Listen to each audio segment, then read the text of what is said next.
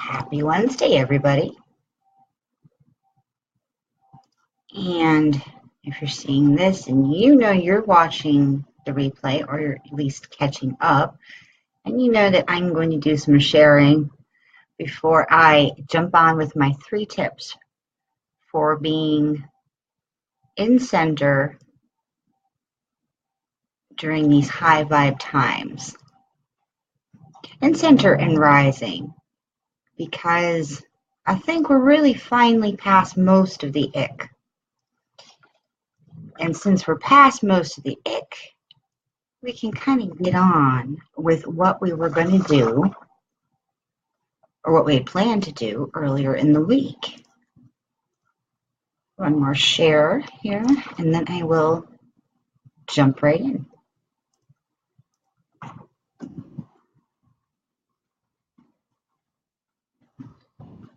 Oops.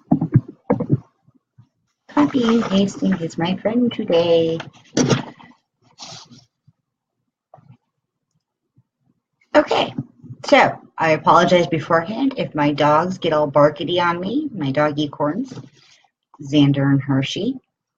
My husband is currently out, and I have no idea when he's coming back, and they've been, every 10 minutes, they've been listening to the sounds because they know he's out. So today is warming up to be a beautiful day. I thought with some of the Mars action that was going to come through today, that things might get a little stirred up more stirred up than they are, at least in my little world here, in how I'm living my today, my now moment. But I know there are lots of things that are stirred up in the world.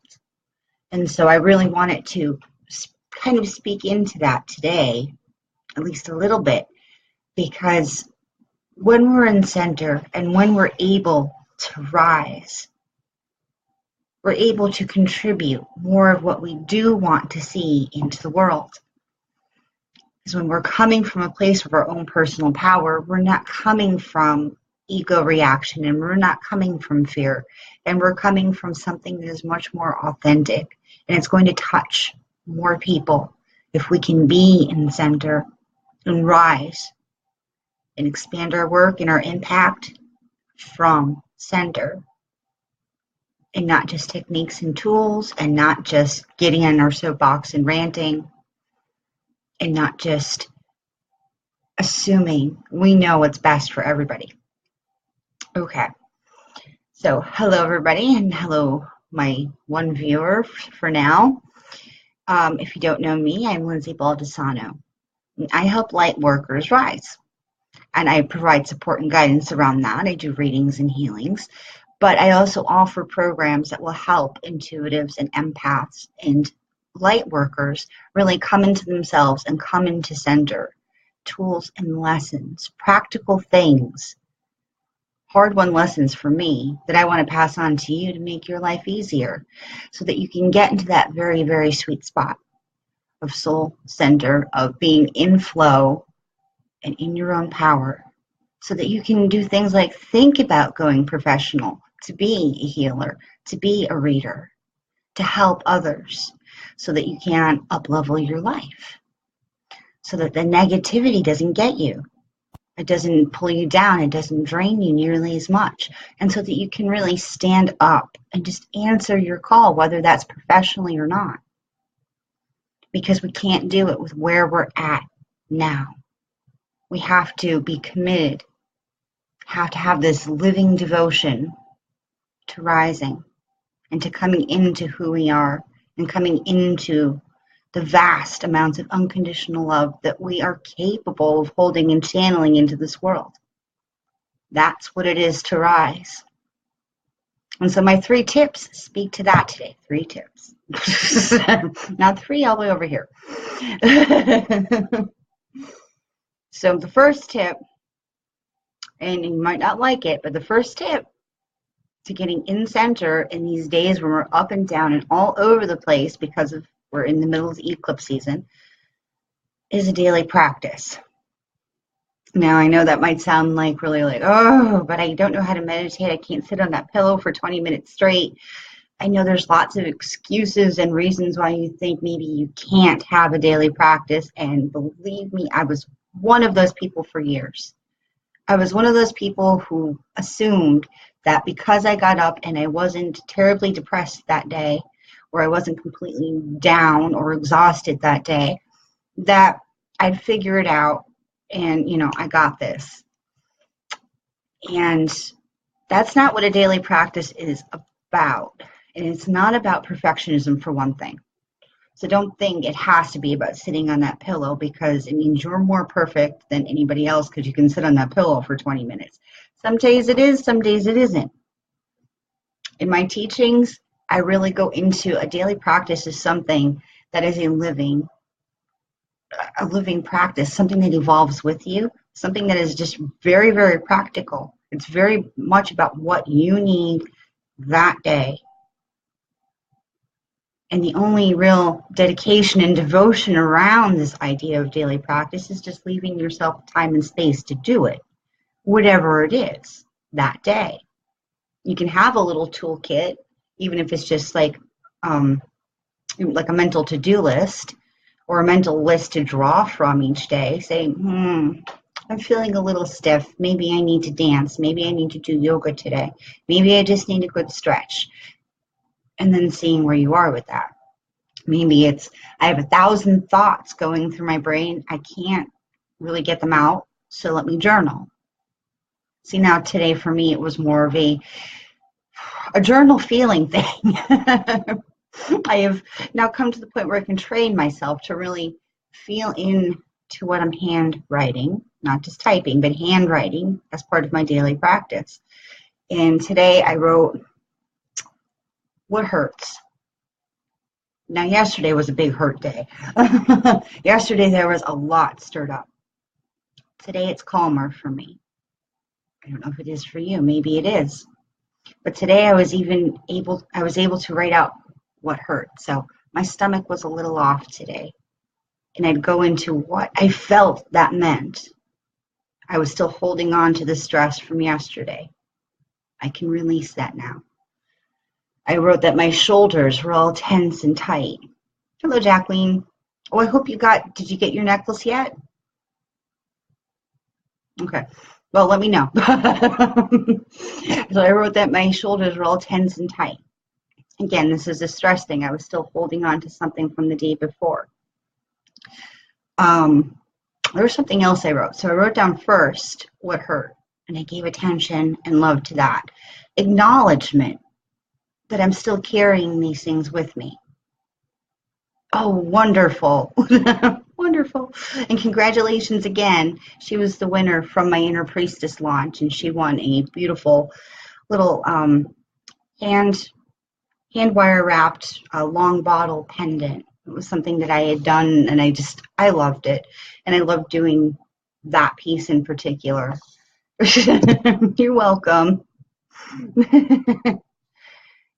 So then after I wrote down what I was feeling that day, my body, very physical things, I went into what I knew I needed to forgive.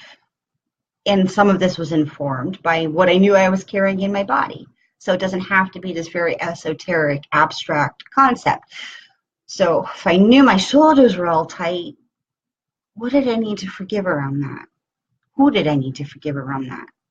And I have to say, as I do the forgiveness practice more and more as part of my daily practice, whether I'm writing it or saying it to myself or thinking it, the more I find that I need to give myself a heck of a lot more forgiveness than I do on a daily basis. Oh, wonderful.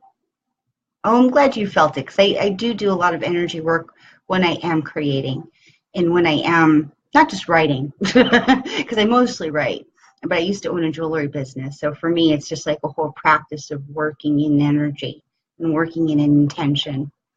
But use it well, Jacqueline. And then after I wrote down what I needed to forgive and who I needed to forgive, then I wrote down what I'm grateful for.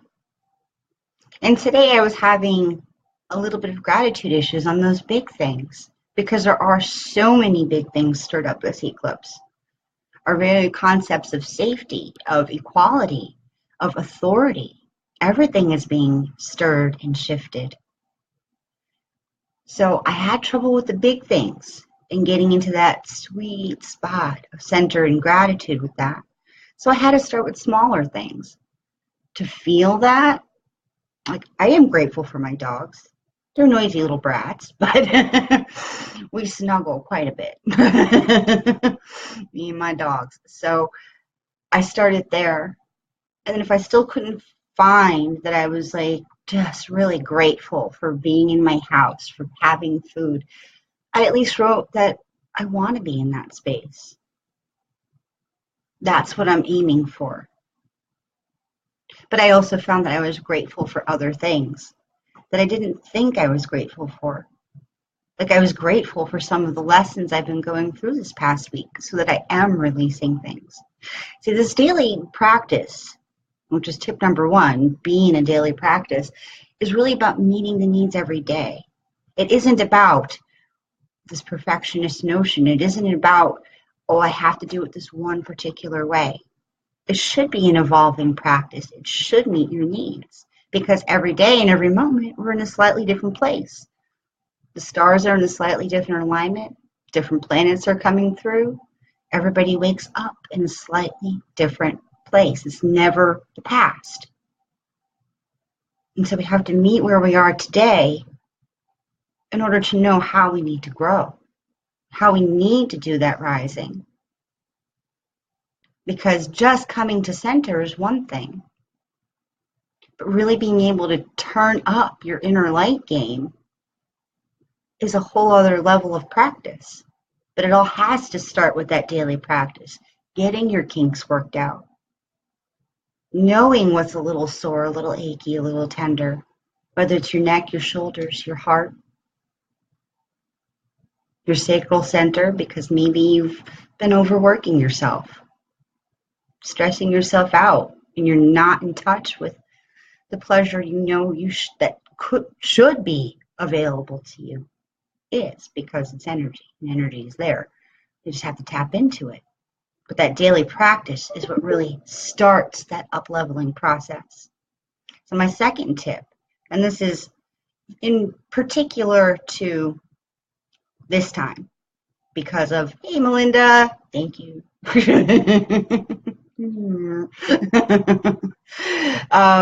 It's really particular to the Mercury retrograde. And I'm finding this very true in my life right now. So that second tip is really speak into your feelings and speak into your hopes. Be honest about it, but try and come at it from a place where there's no blame. Oh, you did this and you made me feel like crap. That rarely gets anybody anywhere because it's going to put the other person on the defensive. They're going to want to contract, put up a wall. Say, you can't say that to me. So it's about speaking what is actually authentic to you. I'm feeling this.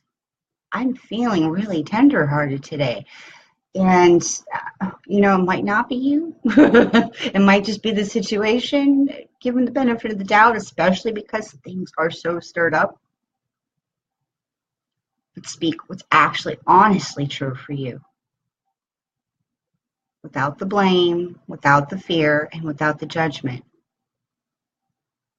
That whole concept that you were just talking about, that makes me feel a little weird because I don't feel like it brings out the love that I do want to see in the world. I wonder how we can do that. But speaking from that place of honesty, that is what changes the conversation, not judgment. Not blame.